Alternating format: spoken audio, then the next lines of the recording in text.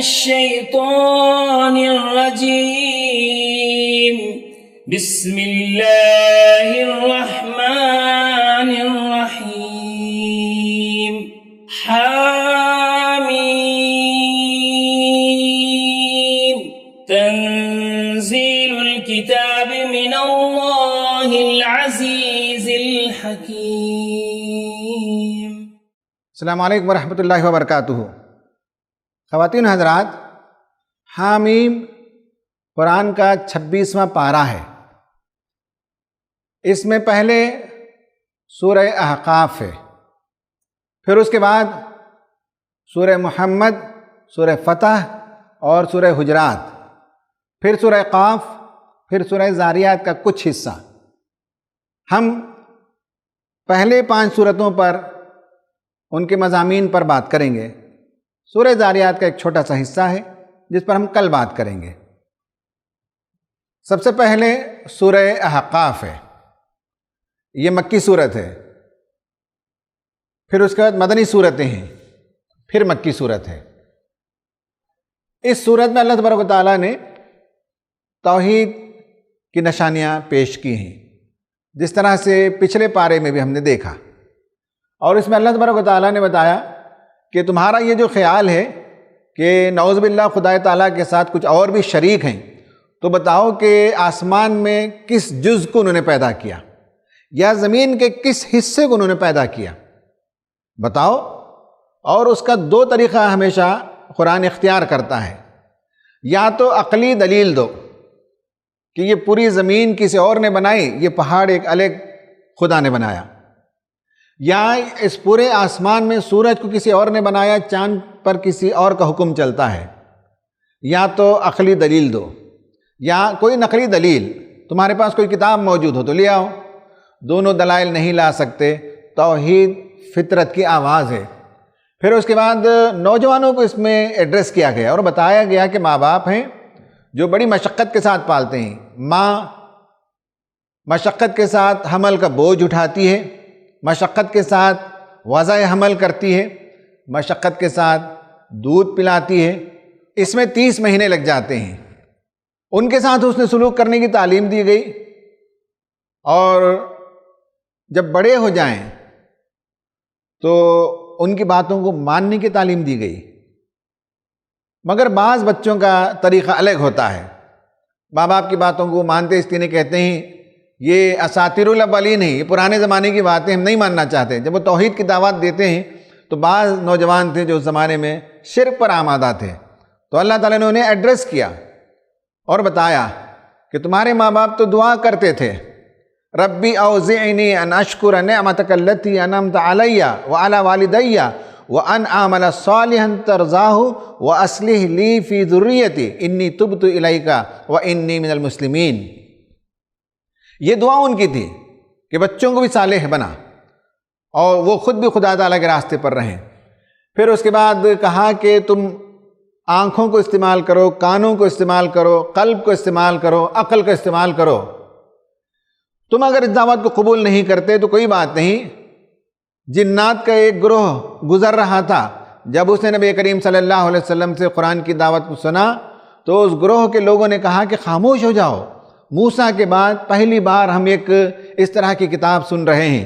وہ ایمان لے آئے، پلٹ کر اپنے قبیلے میں گئے، وہاں بھی انہوں نے اسلام کی دعوت پیش کی۔ رسول صلی اللہ علیہ وسلم کا یہ بڑا نرالا انداز ہے، کہتے ہیں کہ آگے میرے بارے میں اور تمہارے بارے میں کیا انجام ہوگا مجھے نہیں معلوم ہے، لیکن تم سوچو اپنے انجام کے بارے میں اپنے انجام کے بارے میں سوچتا ہوں، میں متفکر ہوں اور تمہیں بھی بتا رہا ہوں کہ آنے والا ایک دن ہے جس کی تیاری کرو۔ اور میری دعوت اس سے پہلے انبیاء نے بھی اس کی پیشین گوئی کی ہے، حضرت عیسیٰ علیہ السلام نے بھی اس کی شہادت دی ہے، موسیٰ علیہ السلام بھی اسی طرح کا ایک کلام لے کر آئے تھے، یہ سارے مضامین اس کے اندر آئے ہیں۔ اس کے بعد سورہ محمد کے اندر بتایا گیا کہ مسلمانوں کو نبی کریم صلی اللہ علیہ وسلم کا ساتھ دینا چاہیے اور جنگ و جدال میں ثابت قدمی کے ساتھ جمے رہنا چاہیے، اور کفار جنہوں نے سرکشی کی ان کے دلوں پر اللہ تعالیٰ نے مہر لگا دی، اور وہ دنیا میں بھی خسارے میں رہیں گے، آخرت میں بھی خسارے میں رہیں گے، کوئی انہیں ہدایت دینے والا نہیں، کوئی ان کے اعمال کو درست کرنے والا نہیں ہے۔ جو مومنین اللہ کے رسول صلی اللہ علیہ وسلم کے ساتھ ثابت قدمی کے ساتھ لڑیں گے ان کے لیے اس دنیا میں بھی بہت عزت اور سربلندی ہے، اور آخرت میں جنتیں ملیں گے۔ ان جنتوں کے خاص ذکر یہ کیا گیا کہ وہاں خالص پانی، خالص دودھ، خالص شہد، اس کی نہریں دی جائیں گی ان کی جنتوں میں، اس کا تذکرہ آیا۔ اور منافقین کا حال یہ تھا کہ جنگوں میں جانے سے ڈرتے تھے، موت سے ڈرتے تھے، یہ ان کا تذکرہ ہے۔ اور ان کو بھی کہا گیا، کفار و مشرکین کو بھی کہا گیا، قرآن میں غور و فکر کرو، افلا یتدبرون القرآن ام علی قلوب اقفالها، کیا تم قرآن میں غور و فکر نہیں کرتے؟ کیا تمہارے دلوں پر تالے چڑھ گئے ہیں؟ یہ جو مشکلات آتی ہیں، جنگیں آتی ہیں، اللہ تعالیٰ اس سے ٹیسٹ کرتا ہے اور مومنین صادقین اور منافقین کو الگ کرتا ہے۔ اور اس کے بعد سورہ فتح کے اندر اللہ کے رسول صلی اللہ علیہ وسلم کا مشن جو فتح یاب ہوا، انا فتحنا لک فتحا مبینا، واضح فتح ملی، اس کا تذکرہ ہوا۔ اور اس سورت کے اختتام میں اس کا فارمولہ بتایا گیا کہ اسلامک مشن کیسے کامیاب ہوتا ہے۔ اس میں یہ بتایا گیا محمد الرسول اللہ والذین معہ اشداء علی الکفار رحماء بینہم، آگے اور صفات کا تذکرہ ہے۔ پھر اس کے بعد سورہ حجرات میں مسلمانوں کو خاص تعلیمات دی گئیں، کہا گیا انما المؤمنون اخوۃ فاصلحوا بین اخویکم، مومنین آپس میں بھائی بھائی ہیں، ان کے درمیان اگر کوئی ایشو ہو جائے تو مصالحت کرو، یہ انہیں بتایا گیا۔ اور مسلم سوسائٹی کو بعض برائیوں سے پاک رکھنے کی تعلیم دی گئی، اس میں بتایا گیا کہ لا یسخر قوم من قوم، ایک گروہ دوسرے گروہ کا مذاق نہ اڑائے، ولا تلمزوا انفسکم ولا تنابزوا بالالقاب، طعن و تشنیع سے کام نہ لیں، القاب چسپا نہ کریں، ولا یغتب بعضکم بعضا، ایک دوسرے کی غیبت نہ کریں۔ اس طرح کی بہت سی تعلیمات سورہ حجرات میں دی گئیں جس سے ایک اسلامی معاشرہ پاک صاف رہ سکتا ہے۔ سورہ قاف کا موضوع آخرت ہے، آپ دیکھیں گے توحید سے یہ پارہ شروع ہوا اور آخرت کے موضوع کی طرف آ کر یہ پارہ ختم ہو رہا ہے۔ اب اس میں بہت ہی حسین دلائل ہیں، سورہ قاف میں آخرت کے سلسلے میں اتنے دلائل ہیں۔ کہا گیا کہ کائنات کو دیکھو تو آخرت کی دلیل ملے گی، کائنات میں چیزیں بنتی بھی ہیں اور فنا بھی ہو جاتی ہیں، تارے پیدا بھی ہوتے ہیں، تارے مر بھی جاتے ہیں، تو ایک دلیل تو یہ ہے۔ دوسری دلیل یہ ہے کہ تمہارے اطراف مردہ سرزمین، اس پر بارش ہوتی ہے تو جس طرح سے وہاں زندگی کے آثار نمودار ہو جاتے ہیں، پروردگار کے لیے تمہیں دوسری مرتبہ زندگی دینا کوئی مشکل نہیں ہے۔ اللہ تعالیٰ کی انعامات کو دیکھو کہ وہ تمہارے لیے انواع و اقسام کے پھل اور غذا پیدا کرتا ہے۔ جب اس نے یہ سب کچھ دیا تو ایک دن ضرور ایسے آنا چاہیے کہ پوچھا جائے کہ اللہ کی نعمتوں کو کھانے کے بعد تم نے نمک حلالی کی یا نمک حرامی کی، اس کا کہیں نہ کہیں حساب کتاب ہونا چاہیے۔ آخرت کی دلیل کے لیے یہ بھی دیکھیں کہ اللہ تعالیٰ نے کتنی قوموں کو برباد کر دیا، ان کے کچھ اخلاقی اصول ہیں، اخلاقی اصولوں کی بنیاد پر اللہ تعالیٰ قوموں کو یہاں بھی پکڑتا ہے اور اخلاقی اصولوں کی بنیاد پر آخرت میں بھی تمہیں پکڑے گا۔ اور موت بھی تمہارے لیے ایک سبق ہے۔ کسی کو مرتے ہوئے دیکھتے ہو، جھاڑ پھونک کرتے ہو، کون اس وقت اس بندے سے قریب ہوتا ہے جب جان نکال رہے ہوتے ہیں؟ ذرا ہمت ہو تو بچا کر دکھاؤ۔ انسان سب کچھ جتن کر لے گا لیکن زندگی واپس نہیں لوٹا سکتا۔ وَنَحْنُ أَقْرَبُ إِلَيْهِ مِنْ حَبْلِ الْوَرِيدِ، رگ گردن سے زیادہ اس وقت ہم قریب ہوتے ہیں۔ اس میں بھی تمہارے لیے آخرت کی نشانی ہے، موت کے بعد کی زندگی کی تیاری کرنی چاہیے۔ کئی مرتبہ یہ باتیں آئی ہیں، اور مرنے کے بعد تمہیں دوبارہ اٹھا کر کھڑا کر دیا جائے گا، اور جب کھڑا کیا جائے گا تو تمہارے ساتھ 2 سیکیورٹی گارڈز ہوں گے، یعنی جیسے مجرموں کو لے جایا جاتا ہے اور اچھے لوگوں کے ساتھ بھی سیکیورٹی گارڈز ہوتے ہیں، ایک ہوگا جو زنجیر پہنا کر لے جائے گا، یا پھر جو مومنین ہوں گے ان کی عزت کے لیے، ان کے شرف کے لیے ایک سیکیورٹی گارڈ، اور ایک سیکیورٹی گارڈ ان کے سارے نامہ اعمال کو لے کر چلے گا اور ان کے ساتھ وہ ہوں گے قیامت کے دن۔ جنت اور جہنم کا تذکرہ آیا، اور جو ضدی، کٹے، اناد رکھنے والے کافر اور اسلام دشمن اور حق دشمن ہوں گے ان کا انجام برا ہوگا، اور آخر میں کہا گیا کہ اللہ تعالیٰ کی تسبیح بیان کرتے رہو۔ خواتین و حضرات، اس پر یہ بات ہماری ختم ہوتی ہے، اور آج ہم ایک بہت ہی انٹرسٹنگ کی پر بات کریں گے، بہت ہی دلچسپ موضوع ہے۔ وہ یہ ہے کہ اس پارے میں آپ نے دیکھا، اسی لیے میں نے اس موضوع کو اس پارے کے لیے اٹھا کر رکھا تھا، اس سے پہلے کہیں اس کے لیے مناسبت پیدا نہیں ہو رہی تھی۔ اس پارے کے اندر آپ نے دیکھا کہ سورہ احقاف مکی ہے، پھر اس کے بعد سورہ محمد، سورہ فتح اور سورہ حجرات مدنی ہے، پھر اس کے بعد سورہ قاف مکی آ گئی۔ یہ ایک عام طالب علم کے ذہن میں سوال پیدا ہوتا ہے کہ یہ مکی مدنی کا چکر کیا ہے؟ کبھی مکی آیتیں آتی ہیں، کبھی مدنی آتی ہیں، یہ صورتوں کی ترتیب ایسے کیوں ہوئی؟ اس لیے کہ صورتوں کی ترتیب تو وہ کہ مکے میں جیسے نازل ہوئی اس ترتیب سے آ جانی چاہیے تھی، پھر مدینہ جانے کے بعد جو آیتیں نازل ہوئی اس ترتیب کے ساتھ قرآن کو کمپائل کر دینا چاہیے تھا، لیکن قرآن میں یہ ترتیب نہیں ہے۔ ہمارے پاس جو قرآن مجید موجود ہے اس کی ترتیب الگ ہے، جس میں مکی اور مدنی آیتوں کا کمبینیشن ہے، مکسچر ہے۔ اس جگہ ہم مولانا ارشد جمال ندوی صاحب سے پوچھیں گے کہ قرآن میں یہ مکی صورتیں اور مدنی صورتیں باری باری آتی ہیں، اس کے پیچھے کیا حکمت ہے؟ کیا قرآن کی جو ترتیب اس وقت موجود ہے وہ الہی ہے، نبی کریم صلی اللہ علیہ وسلم نے اسے فکس کیا، یہ بعد کے لوگوں نے بنایا؟ اس پر تھوڑی سی روشنی ڈالیں۔ الحمدللہ رب العالمین والصلاة والسلام علی رسول الامین وعلی آلہ وصحبہ اجمعین الی یوم الدین۔ اس میں کوئی شک نہیں کہ یہ قرآن مجید جس ترتیب سے نازل ہوا ہے اس ترتیب پر مرتب نہیں کیا گیا ہے۔ کتاب کے نازل کرنے والے ہی نے نزول کے لیے الگ ترتیب رکھی اور جمع و تدوین کی ترتیب الگ رکھی۔ آیات کے نزول کے وقت اس وقت کے حالات اور تقاضوں کو پیش نظر رکھا گیا، اور جمع و تدوین کے لیے کتاب محفوظ میں الکتاب کا جو اللہ کا نقشہ تھا اس ترتیب کو محفوظ رکھا گیا اور اسی ترتیب پر اسے مرتب کرایا گیا۔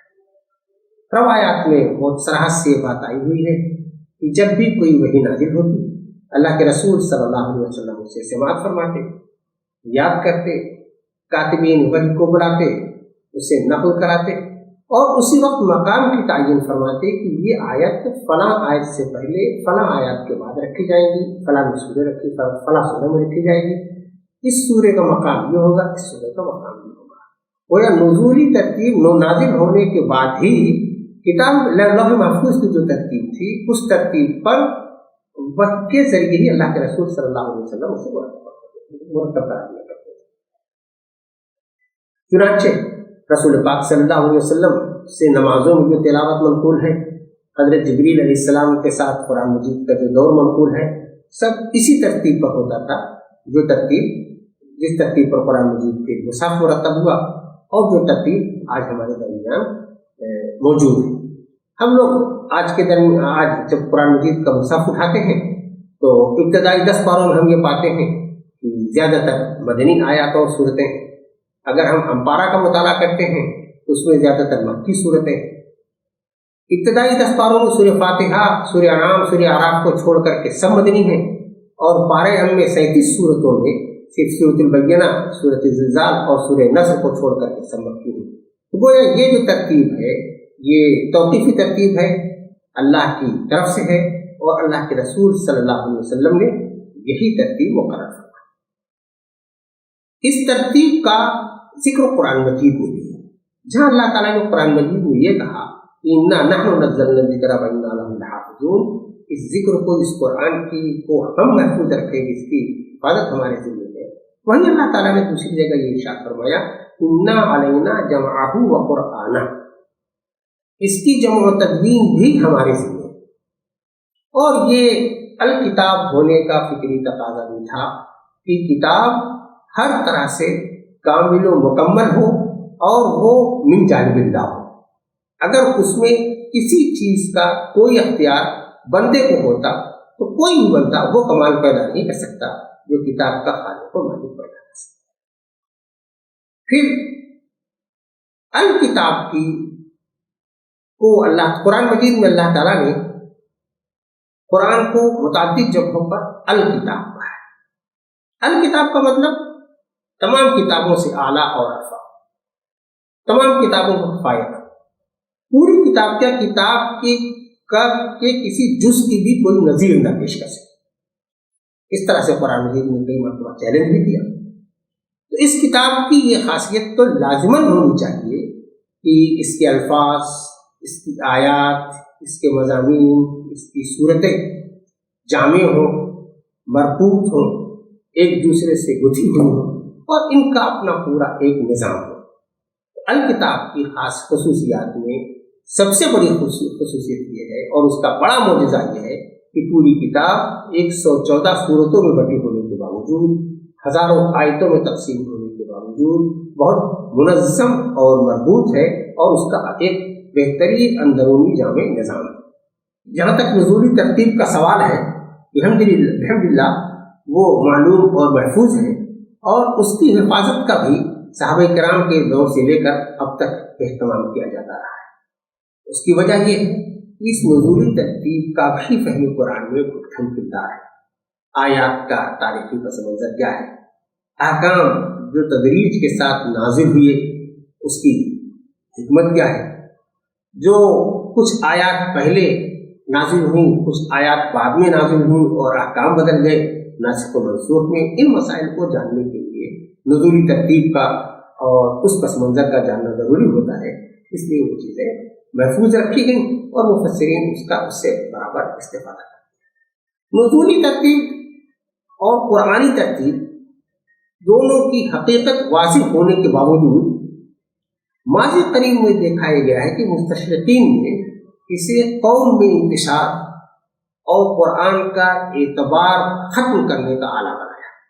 انہوں نے تحقیق کر کے نزولی ترتیب کو جمع کر کے نزولی ترتیب پر ایک نسخہ شائع کیا اور یہ دعویٰ کیا کہ نعوذ باللہ اصلی قرآن تو یہ ہے، محمد صلی اللہ علیہ وسلم اور مسلمانوں نے قرآن کو بدل کر رکھ دیا، گویا قرآن میں تحریف۔ اس ان کی جد و جہد کا منشا اولاً تو یہ ثابت کرنا کہ جیسے ان کی کتابیں محفوظ نہیں ہیں، قرآن بھی محفوظ ہے، اور دوم یہ کہ الکتاب کا جو نظام ہے، جو نظم و نسق ہے، جو کلام کا اعجاز ہے، اس کے اس اعجاز کو سبوتاز کیا جائے۔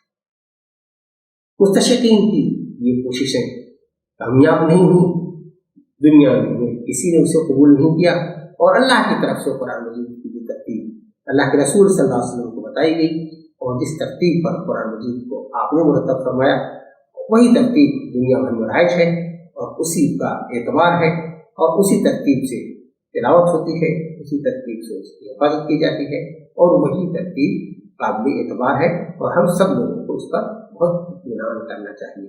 اللہ تعالیٰ نے یہ قرآن مجید کی حفاظت کا وعدہ کیا ہے۔ قرآن مجید ہمارے ذریعے ہی محفوظ رہے گا، تو ہمیں خود اس حفاظت میں اپنا کردار ادا کرنا چاہیے۔ ناظرین، آپ نے سنا مولانا سے کہ اس وقت ہمارے پاس جو قرآن موجود ہے وہ کسی انسانوں کو کمپائل شدہ نہیں ہے، بلکہ اللہ تبارک و تعالیٰ نے جس ترتیب سے اسے کمپائل کرنے کا حکم دیا، جبرائیل علیہ السلام نبی کریم صلی اللہ علیہ وسلم کے پاس آخری رمضان المبارک میں آئے اور اسی ترتیب سے انہوں نے سنایا۔ نبی کریم صلی اللہ علیہ وسلم نے جبرائیل کو اسی ترتیب سے سنایا، امت کو اسی ترتیب سے یاد کرنے کی تعلیم دی گئی، اور آپ کے جانے کے بعد صرف فزیکل کمپائلیشن ہوا، ورنہ قرآن آج ہمارے پاس جس شکل میں موجود ہے وہ اللہ تعالیٰ کی طرف سے اور رسول اللہ کی طرف سے کمپائل شدہ ہے۔ اس میں یہ جو ترتیب ہے کہ کچھ مکی صورتیں آ گئیں، کچھ مدنی صورتیں آ گئیں، پھر کچھ مکی آ گئیں، پھر کچھ مدنی صورتیں، یہ جو ترتیب ہے، اس ترتیب کے پیچھے حکمت کیا ہے، اسے دریافت کیا ہر زمانے میں۔ قدیم زمانوں میں جو بڑے بڑے علماء اور اسکالرز گزرے ہیں، اس میں الخطابی جنہوں نے نظم قرآن پر، کوہیرنس ان دا قرآن کے موضوع پر کام کیا، اور اسی طرح سے باقلانی نے کیا، اور جرجانی نے کیا، اور زمخشری نے کیا، اور بہت سے لوگوں نے کیا۔ یہ بڑے بڑے نام ہیں جنہوں نے کوہیرنس ان دا قرآن پر، نظم قرآن پر، قرآن کے اس ترتیب میں کیا نظم ہے، کیا حکمت ہے، اس پر انہوں نے کام کیا۔ دور جدید میں دو علماء نے نظم قرآن پر کام کیا، ایک علامہ حمید الدین فراہی رحمۃ اللہ علیہ، اور دوسرے مولانا امین احسن اصلاحی رحمۃ اللہ علیہ۔ ان کی تفسیر نظم قرآن ہی کے حوالے سے لکھی گئی ہے، اس پر ہم بات کریں گے، لیکن اس سے پہلے یہ دیکھیں گے کہ قرآن میں اس وقت جو ترتیب ہے وہ کون سی ترتیب ہے۔ آپ پڑھے لکھے لوگ ہوں گے، کتابیں پڑھتے ہوں گے، سبجیکٹ کی کتابوں کے بھی آپ نے پڑھا ہوگا، اور بعد بھی زندگی میں اور بہت سی کتابیں پڑھنے کا موقع ملتا رہتا ہے۔ کتابوں میں جو ترتیب آئی جاتی ہے وہ یہ ترتیب ہے۔ نمبر ایک ہے کہ الفابیٹک آرڈر، بعض کتابیں اسی آرڈر سے لکھی جاتی ہیں، مثال ہے ڈکشنری ABCD سے ہے، الف با تا سے ہے، یہ ایک آرڈر ہے۔ کتاب کمپائل کرنا ہو تو ایک آرڈر تو یہ الفابیٹک آرڈر ہے، دوسرا آرڈر ہے اسینڈنگ آرڈر. وہ یہ ہے کہ بتدریج موضوع آگے بڑھتا ہے. مثال کے طور پر انجینئرنگ کی کتاب میں سب سے پہلے ارتھ پر بات ہوگی، سوائل پر بات ہوگی، ایکسکیویشن الگ الگ سوائل کے لیے الگ الگ طریقے سے.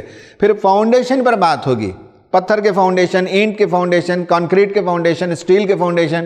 پھر اس کے بعد بیسمنٹ پر بات ہوگی، پھر سپر اسٹرکچر پر بات ہوگی، پھر اس کے بعد سلیب کیسے لے کیا جاتا ہے، ڈفرینٹ کائنڈس آف سلیبس کیا ہوتے ہیں، اس پر بات ہوتی ہے. تو یہ ترتیب جو ہے اوپر کی طرف جانے والی ترتیب ہے. بعض کتابیں جو ہے وہ ڈسینڈنگ آرڈر پر لکھی جاتی ہیں.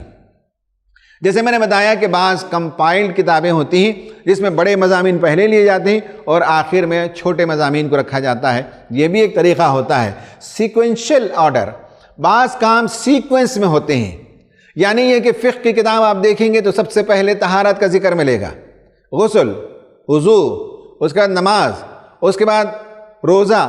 اس ترتیب سے آپ دیکھیں گے تو اس میں سیکوینس سے، جس سیکوینس سے ایک آدمی ایمان لانے کے بعد عمل کرنے کے لیے جن چیزوں کی ضرورت ہوتی ہے اس کے حساب سے کتابیں ترتیب دی گئی ہیں. ایک ہے کرونالوجیکل آرڈر، یعنی تاریخی ترتیب. جب کسی تاریخ کی کتاب کو لکھا جاتا ہے تو ترتیب میں یہ دیکھا جاتا ہے کہ 1000 میں کیا ہوا، 1500 میں کیا ہوا، 1900 میں کیا ہوا. اسی ترتیب کے ساتھ کتابوں کو لکھا جاتا ہے. رینڈم آرڈر جو میگزین، کبھی کبھی ہم ہاسپٹل میں یا کسی جگہ بیٹھ کر پڑھتے ہیں یا فلائٹ میں پڑھتے ہیں تو اس میں رینڈم آرڈر ہوتا ہے، اس میں کوئی ترتیب نہیں ہے. کبھی صحت پر بات آئے گی، کبھی کوکنگ پر بات آئے گی، کبھی ٹورزم پر بات آئے گی. رینڈم آرڈر ہے. اور قرآن ان تمام آرڈر سے بالکل مختلف ہے. اس کی ترتیب الگ ہے. یہ ترتیب کیا ہے اس پر بات کرتے ہیں. آرڈر آف ریویلیشن اور آرڈر آف کمپائلیشن کا ڈفرینٹ ہونا، یعنی یہ ہے کہ نزولی ترتیب اور تدوینی ترتیب میں فرق ہونا. اس کی حکمت کیا ہے، کیوں اس طرح سے سورتوں کو جوڑا گیا ہے. اسے جب تلاش کرتے ہیں تو معلوم ہوتا ہے کہ قرآن جو ہے ایک ویل اسٹرکچرڈ کتاب ہے. اس کے اندر نظم ہے، کوئی چیز بے جوڑ نہیں ہے، بے ترتیب نہیں ہے، الٹب نہیں ہے، بلکہ ایک بہترین ہار کی طرح جس میں ہر چیز اپنی جگہ ٹھیک مقام پر پروئی گئی ہو، اس طرح سے ایک ہار کے مانند ہے. اور یہ نبی کریم صلی اللہ علیہ وسلم نے خود فکس کیا تھا. امین حسن اصلاحی رحمۃ اللہ علیہ کے پاس نظم قرآن پر جب بات کرتے ہیں تو 3 لیول پر وہ نظم کی بات کرتے ہیں. نمبر 1 یہ کہ ہر سورت کے اندر جتنی آیتیں ہیں ان سب میں ایک نظم ہے، ان سب میں ایک کوہیرنس ہے، ان سب میں ایک آرڈر ہے. میں نے سورہ نساء کے حوالے سے اختصار سے اس وقت بتایا تھا کہ ایک عام طالب علم جب پڑھتا ہے تو اسے لگتا ہے کہ بات چل رہی ہے اور اچانک کوئی دوسرا موضوع آ گیا، پھر اچانک تیسرے موضوع کی طرف. میں نے بتایا تھا کہ کس طرح سے ایک گروپ ہے جس میں ایک خاص موضوع پر بات ہوتی ہے، دوسرے گروپ میں آنے سے پہلے بیچ میں ایک ٹرانزیشن ہوتا ہے. اس پر میں نے بات کی تھی. تو آیتوں کے بیچ میں ربط ہوتا ہے. امین حسن اصلاحی رحمۃ اللہ علیہ کے پاس یہ ہے کہ سورتوں میں جڑویں صورتیں ہوتی ہیں، مثنیٰ ہوتی ہیں، اور ایک صورت میں ایک بات ہے اس کا تتمہ دوسری صورت میں ہے. ایک صورت میں ایک دلیل ہے، دوسری صورت میں دوسری دلیل ہے. ایک صورت میں اجمال ہے، دوسری صورت میں تفصیل ہے. ایک صورت میں سائنسی دلائل ہیں، دوسری صورت میں تاریخی دلائل ہیں. دونوں صورتیں مل کر ایک مضمون بیان کرتی ہیں. یہ بھی ان کا ایک آئیڈیا ہے، ایک کانسیپٹ ہے. میں ان دونوں پر تفصیل میں نہیں جا رہا ہوں. آخر والا ہے نظم آف گروپس آف سورہ. امین حسن اصلاحی رحمۃ اللہ علیہ کے نزدیک پورے قرآن پر غور و فکر کرنے کے بعد مولانا حمید الدین فراہی نے اسے گروپ میں تقسیم کیا، لیکن اس کے بعد ان کے شاگرد امین صاحب نے تھوڑے سے چینجز کے ساتھ ان گروپس کو دوسرے طریقے سے مرتب کیا. وہ ہمارے سامنے موجود ہیں، اس پر ہم بات کریں گے. خواتین و حضرات، مولانا امین حسن اصلاحی نے قرآنی صورتوں کی جس طرح سے گروپ بندی کی ہے وہ یہ ہے. 7 بڑے بڑے گروپس میں انہوں نے قرآن کی تمام صورتوں کو تقسیم کیا ہے، اور ہر گروپ کا ایک سینٹرل تھیم ہوتا ہے، ایک مرکزی عمود ہوتا ہے. سارے مضامین اس کے ارد گرد چلتے ہیں. اس کا یہ مطلب نہیں ہے کہ دیگر مضامین نہیں ہیں. توحید، رسالت، آخرت، اخلاقیات، یہ تو تمام گروپس میں آپ کو کامن ملیں گے، لیکن ہر گروپ کی ایک الگ شناخت ہے، اس کی ایک الگ آئیڈینٹی ہے. یہ پہلا گروپ ہے. پہلا گروپ سورہ فاتحہ سے شروع ہوتا ہے اور سورہ مائدہ پر ختم ہوتا ہے. اس گروپ میں آپ دیکھیں گے کہ اللہ تبارک و تعالیٰ نے پچھلی امتوں کو معزول کیا. بنی اسرائیل جنہیں امامت کے منصب پر کھڑا کیا گیا تھا، لیکن انہوں نے حکم عدولی کی، انہوں نے عہد فراموشی کی، جس کے نتیجے میں انہیں معزول کیا گیا. اس کی جگہ اللہ تعالیٰ نے ایک نئی امت کا تقرر فرمایا. امت مسلمہ کو اللہ تعالیٰ نے امامت کے منصب پر کھڑا کیا. کہا کہ وَكَذَلِكَ جَعَلْنَاكُمْ أُمَّةً وَسَطًا لِتَكُونُوا شُهَدَاءَ عَلَى النَّاسِ وَيَكُونَ الرَّسُولُ عَلَيْكُمْ شَهِيدًا. اسی گروپ میں کہا گیا كُنْتُمْ خَيْرَ أُمَّةٍ أُخْرِجَتْ لِلنَّاسِ تَأْمُرُونَ بِالْمَعْرُوفِ وَتَنْهَوْنَ عَنِ الْمُنكَرِ. تو ایک پچھلی امت کو معزول کرنا، دوسرا امت مسلمہ کا تقرر، اور امت مسلمہ کے لیے ایک شریعت دینا. سورہ بقرہ کے اندر بھی تفصیل سے شریعت کے احکام، سورہ نساء میں بھی، سورہ مائدہ میں بھی آپ کو ملیں گے. اس کے بعد دوسرا گروپ شروع ہوتا ہے، اور انعام، اعراف، انفال اور توبہ پر یہاں قریش کو ایڈریس کیا گیا، اور انہیں الزام تھا کہ وہ لیڈر ہیں، وہ کعبۃ اللہ کے متولی ہیں. اجعلتم سقایۃ الحاج و عمارت المسجد الحرام کمن آمن باللہ والیوم الآخر وجاہد فی سبیل اللہ. یعنی یہ ہے کہ صرف حاجیوں کو پانی پلا دینا، حج کا انتظام کر دینے سے کعبۃ اللہ کے متولی شپ کا حق ادا نہیں ہوتا. تو وہاں انہیں معزول کیا گیا اور انہیں ایڈریس کیا گیا، اور اس جگہ امت مسلمہ کا تقرر ہوا. پھر اس کے بعد سورہ یونس سے تیسرا گروپ شروع ہوتا ہے، اور چل کر وہ سورہ نور پر ختم ہوتا ہے. اس میں یہ بتایا گیا کہ تمہیں امامت کے منصب پر جب کھڑا کیا گیا ہے تو یہ نہ سمجھو کہ یہ پھولوں کی سیج ہے، کشمکش ہے اس میں، قدم قدم پر آزمائشیں ہیں، قدم قدم پر مخالفتیں ہیں، قدم قدم پر بلائیں آتی ہیں، اور وہ سارے واقعات اللہ تبارک و تعالیٰ نے بیان فرمائے. اس کا وہ عمود ہے. اس کے بعد یہاں آپ دیکھتے ہیں کہ سورہ فرقان سے شروع ہو کر سورہ احزاب پر یہ گروپ ختم ہوتا ہے 25 سے 33 تک. اس کا مرکزی عمود رسالت ہے. رسالت پر جو اعتراضات، آئیڈیا آف پروفیٹ ہوڈ، اور مختلف رسولوں کی زندگیاں، اور آخر میں نبی کریم صلی اللہ علیہ وسلم کی حیات مبارکہ کے بعض اہم ترین گوشوں پر گفتگو کرتے ہوئے سورہ احزاب میں یہ باتیں آئی ہیں، اور یہ موضوع ختم ہوتا ہے. تو اس طرح سے آپ نے دیکھا کہ 4 بڑے بڑے گروپس میں سورہ نمبر 1 سے شروع ہو کر سورہ نمبر 33 تک ہم پہنچے. اس کے بعد آپ دیکھتے ہیں کہ سورہ سبا سے توحید کے مضامین شروع ہوتے ہیں، اور آج جو ہم نے گفتگو کی سورہ سبا سے چل کر اس کے بعد ہم پہنچے تھے سورہ احقاف. یہاں تک مکی صورتیں تھیں. اس کے بعد ہم نے دیکھا کہ سورہ محمد، سورہ فتح، سورہ حجرات. تو سورہ حجرات پر آ کر یہ مضمون ختم ہوتا ہے، توحید کا مضمون. اور اس کے بعد آخرت کا مضمون شروع ہوتا ہے سورہ قاف سے، جس کو آج ہم نے اس پارے میں دیکھا. اور یہاں سے چل کر سورہ تحریم تک یہ آخرت والا مضمون ہے، اور اس میں مدنی صورت میں بتایا گیا امت مسلمہ کو کیسے ہونا چاہیے. پھر اس کے بعد سورہ ملک سے سورہ نمبر 67 سے شروع ہو کر سورہ ناس پر ختم ہوتا ہے. اور یہ پورا گروپ وارننگ کے متعلق سے، انذار سے متعلق ہے. قریش کو ایڈریس کیا گیا، انہیں وارن کیا گیا، انہیں سمجھایا گیا. اس میں چھوٹی چھوٹی صورتیں ہیں، چھوٹی چھوٹی آیتیں ہیں. مکے میں نازل شدہ زیادہ صورت اس کے اندر پائی جاتی ہیں. اس طرح سے پورے قرآن پر ایک نظر ڈالتے ہیں تو سورہ نمبر 1 سے لے کر سورہ نمبر 114 تک کوہیرنس پایا جاتا ہے. حالانکہ کچھ مکی صورتیں، کچھ مدنی آ گئیں، کچھ مکی آئیں، کچھ مدنی آئیں، لیکن ان سب کے باوجود مضمون کہیں ٹوٹتا نہیں، چین لنک کہیں ٹوٹتا نہیں، کوہیرنس کہیں ختم نہیں ہوتا. بہت شاندار کوہیرنس، بہت شاندار نظم پورے قرآن کے اندر آپ پاتے ہیں. یہ ایک کوشش ہے، انسانی کوشش قرآن کو سمجھنے کی، کہ کس طرح سے قرآن کو بہتر سے بہتر طور پر سمجھا جا سکتا ہے. اسی سلائیڈ کا کنٹینیویشن اس میں آپ دیکھ سکتے ہیں کہ اب آپ دیکھیے کہ پہلا جو گروپ ہے اس میں سوراز کتنے ہیں؟ 1 سے 5 تک، یعنی 1 مکی ہے اور 4 مدنی ہی، کل ملا کر 5 صورتیں آئیں. اس میں مکی کم ہے، مدنی زیادہ ہے. سورہ فاتحہ کے مقابلے میں اب آپ دیکھیں کہ سورہ مائدہ تک قرآن کا ایک بڑا حصہ ہے، تو مکی کم ہے، مدنی زیادہ ہے، لیکن یہ پہلا گروپ ہے. دوسرے گروپ میں آپ دیکھیں کہ سورہ نمبر 6 سے لے کر 9 تک 2 مکی ہیں اور 2 مدنی ہیں. پھر اس کے بعد تیسرا گروپ جو ہم نے بتایا کہ یہ کشمکش والا گروپ ہے، اسٹرگل والا گروپ ہے. اس میں صورتیں 10 سے 24 تک ہی، ان میں آپ دیکھتے ہیں کہ سورہ نمبر 10 سے سورہ نمبر 23 تک مکی صورتیں ہیں، اور ایک مدنی صورت ہے سورہ نور، اس میں بھی بڑی کشمکش ہے، اسلامی معاشرے کے اندر اس زمانے میں بڑی کشمکش تھی، تو یہ کشمکش والی صورتوں میں 15 صورتیں آتی ہیں۔ پھر اس کے بعد یہ گروپ دیکھیے کہ اس گروپ کے اندر 8 مکی صورتیں اور ایک مدنی صورت ہے، یعنی سورہ احزاب، تو اس میں مکی صورتیں اور مدنی صورتیں مل کر اس گروپ کے اندر 9 صورتیں آتی ہیں۔